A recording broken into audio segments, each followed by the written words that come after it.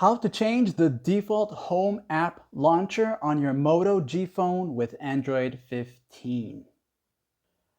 If you don't like the Moto system launcher, just go into the Play Store and type in Home Launcher, find one that's right for you and install it. And now, once you've done that, you'll want to go into the quick access like this here, go to the settings right there. Once in the main settings, go down until you see apps. This right here. As you go here, you want to go down a little bit until you see default apps. And as you enter, you're looking for home app. And at default, when you go into it, it will be the Moto app launcher. If you don't like it, you want something new, something you just installed from the Play Store.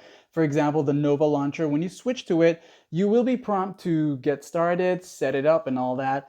And of course, your entire system launcher will change, no longer with the Moto system.